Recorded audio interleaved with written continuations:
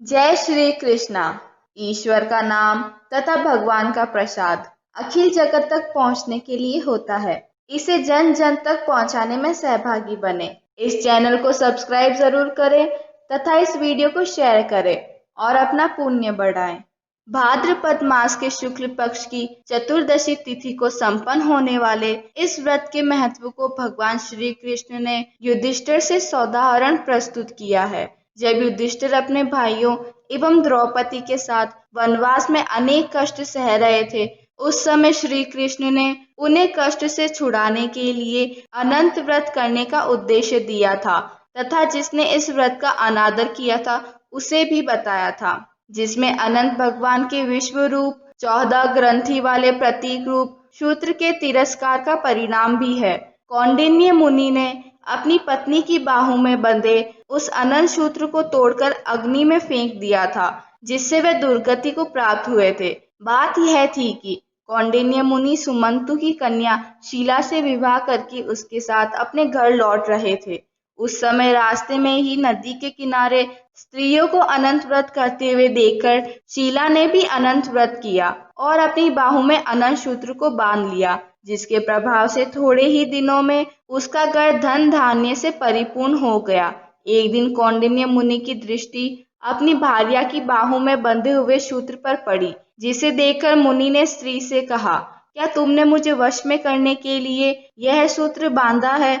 उसने कहा, नहीं, यह अनंत भगवान का सूत्र है। किंतु ऐश्वर्य के मद में क्रुद्ध होकर कौंडिन्य ने उसे तोड़कर आग में फेंक दिया। प्राय लोग धन के मद में मतवाले हो जाते हैं, किसी को कुछ समझते नहीं और सहसा अनुचित कार्य करने लगते हैं, जिसका परिणाम होता है कि शुभ कर्म से प्राप्त संपत्ति नष्ट होने लगती है।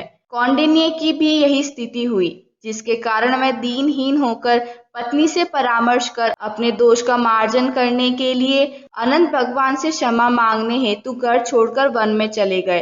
रास्ते में जो कोई मिलता उससे अनंत भगवान का पता पूछते जाते, किंतु अनंत देवता का पता न मिलने पर वह निराश होकर वृक्ष की शाखा में लटकने जा ही रहे थे कि उसी समय एक वृद्ध मुनि ने उन्हें रोक दिया और कहा, चलो, गुफा में तुम्हें अनंत भगवान का दर्शन कराता हूँ। जब वे मुनि के साथ गुफा में गए तो वहाँ चतुर्भुज रूप में भगवान का दर्शन हुआ।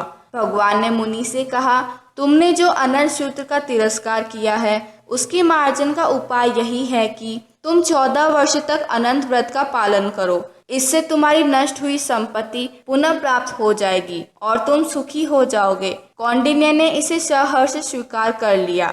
भगवान ने पुनः कहा, जीव पूर्व जन्म के दुष्कर्म का फल भोगता है, जिसके कारण उसे अपने अनंत रूप आत्मा का साक्षात्कार नहीं होता। जब काम, क्रोध, लोभ आदि दोषों से पिंड छूटता है, तभी मनुष्य का मन निर्मल होकर अपने आप को प्रभु के लिए समर्पित करता है, तब भगवान का दर्शन होता है।